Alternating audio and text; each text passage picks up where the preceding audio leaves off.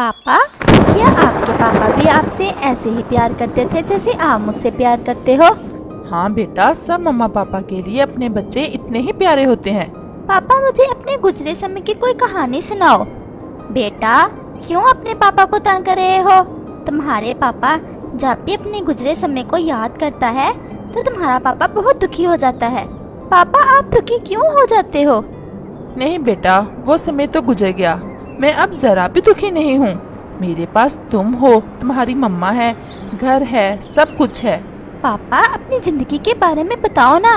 मेरा बहुत दिल करता है आपके बचपन की कहानी सुनने को। अच्छा, मेरे पास आ जाओ। लेकिन मेरी कहानी सुनकर आपने मुझसे वादा करना है कि आप भी अपने पापा की तरह जिंदगी की हर मुश्किल का बहादुरी से मुकाबला करोगे। मैं बहुत छोटा सा था जब मेरी जिंदगी में बहुत बड़ा दुख आया। मैंने पहले ही दिन अपने मम्मा पापा के साथ उड़ान ली थी। मुझे हवा में उड़ने का बहुत मजा आ रहा था। फिर हम उड़ते उड़ते मैदान की तरफ निकल गए।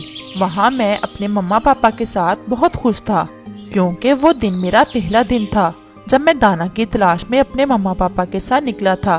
फिर एक जगह मेरे मम्मा पापा ने ढेर सारे मकई के दाने देखे और हमने मकई के दाने खाए। जैसे ही हम वहाँ से उड़ने लगे तो जालिम शिकारी का तीर सीधा मेरे पापा को आकर लगा और मेरा पापा वहीं गिर गया।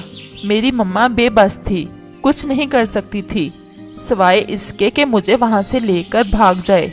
और हम माँ बेटा अपनी सारी खुशियाँ लुटाकर घर वापस आ गए।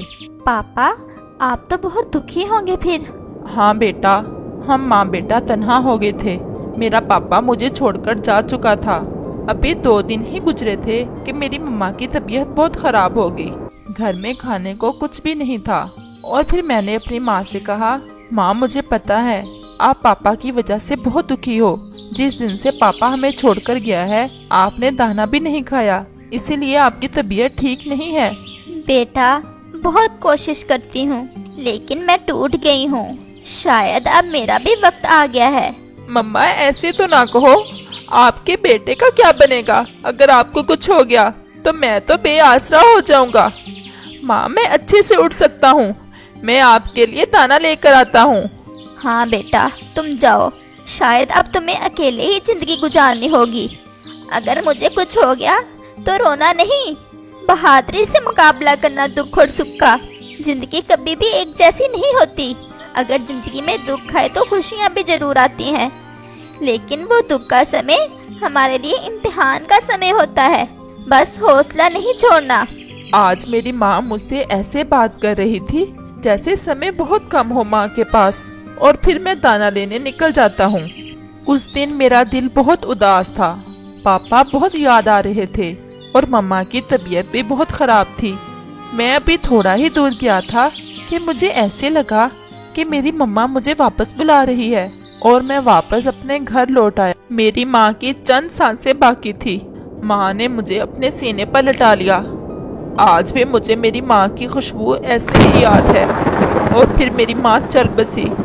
मैं बहुत रोया, बहुत तड़पा, लेकिन माँ ने आंखें ना खोली और मैं बेआसरा हो गया, तन्हा हो गया। और फिर माँ के बगैर पहली रात थी मेरी। मैं बहुत छोटा था। रात के खौफ से मेरा दिल डर रहा था। पास में ही कव्वे का घोंसला था।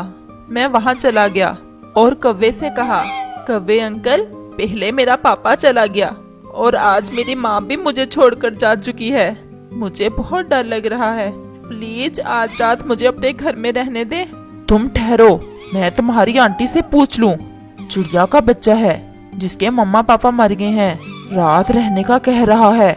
अगर दया करनी ही है तो मुझसे क्या पूछ रहे हो? पहले बहुत बड़ा घर है तुम्हारा। अगर आज रात रख लिया तो कल भी यहीं रहेगा वो। मैं ये सब सुनकर कव्वे अंकल के आने से पहले ही वहाँ से चला गया। मेरा दिल बहुत डर रहा था। मैं वापस अपने ही घर लौट आया। वो रात थी कि गुजरने का नाम ही नहीं ले रही थी। मैं सहमा हुआ बैठा रहा और सारी रात जाकर गुजार दी। और मुझे अच्छे से अंदाजा हो गया था कि मेरी कोई मदद नहीं करने वाला। ये दुख, ये मुश्किल समय मुझ पर है और मुझे ही इसका मुकाबला करना होगा। मुझे इस जंगल में सबसे बड़ा डर था उस जालिम चील का, जो कोई भी बच्चा अकेले देखकर उठा ले जाती। फिर मैंने अपने छोटे से दिमाग से ये फैसला किया कि मुझे वो जंगल छोड़ देना चाहिए। मैं इस जंगल में आ गया। मैं एक पेड़ पर बैठा हुआ था कि सामने हमारे ही परिवार की एक चिड़िया रो रही थी। बेटा वो मैं थी तुम्हारी मम्मा। अब मुझे सुनाने दो ना कहानी अपने बेटे को। पूछा तो उस चिड़िया को रोता देख के मुझसे रहा ना गया और मैं उसके पास चला गया। मैंने उससे पूछा, आप क्यों रो रही हो और शाम भी होने वाली है, आप यहाँ अकेले कैसे आई हो? मेरा नाम सोनू है। मैं आज अपनी मम्मा के बगैर अकेले ही दाना लेने निकली थी और रास्ता भूल गई। मुझे अपने घर का कोई पता नहीं है, इसीलिए रो रही हूँ। मैंने उससे कहा, मैं भी अकेला ही हूँ इस जंगल में, आज ही आया हूँ। हम इकट्ठे रात इसी पेड़ पर गुजारते हैं, इससे हम दोनों को एक दूसरे का सहारा मिल जाएगा। और फिर ऐसे हमने वो रात वहीं गुजारी। सुबह होते ही उस चिड़िया की मम्मा अपनी बेटी को ढूंढते हुए उधर आ गई। वो अपनी बेटी को देखकर बहुत खुश हुई। फिर उस चिड़िया ने मुझसे पूछा, बेटा तुम कौन हो? और मैंने सारी बात उसे बताई। बेटा हमारा परिवार भी इतना बड़ा नहीं है, तुम हमारे साथ चलो, आज से मैं तुम्हारी मम्मा हूँ। फिर मैं उसके साथ चला गया। सोनू की मम्मा ज्यादा उड़ नहीं सकती थी, इसीलिए वो अक्सर दाना खाए बगैर भूखे ही सोते। फिर उन्हें मेरा और मुझे उनका सहारा मिल गया। मैं और सोनू हर रोज जंगल में निकल जाते और हम जवान थे, ज्यादा उड़ सकते थे। कुछ ही दिनों में हमने घर में ढेर सारा दाना इकट्ठा कर लिया। फिर एक दिन जब हम दाना लेकर आए तो सोनू की मम्मा बहुत बीमार थी। उसने मुझसे कहा, बेटा शायद मुझे तुम्हारी जरूरत थी, जो भगवान ने तुम्हें मेरे पास भेज दिया। मेरी बच्ची का ख्याल रखना और हमेशा साथ रहना, इसे कभी ना छोड़ना।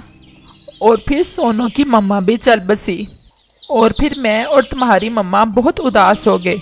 लेकिन फिर जब तुम हमारे पास आए तो हमारी सारी खुशियाँ फिर से लौट आईं।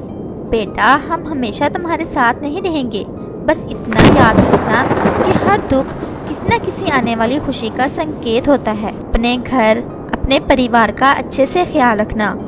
और फिर इनका बेटा ये सब सुनकर रोने लग जाता है। अब मेरे पास आ जाओ मेरा बच्चा, हम तुम्हें बहादुर बनाना चाहते हैं। और तुम रोने लग गए और फिर सब परिवार मीठी नींद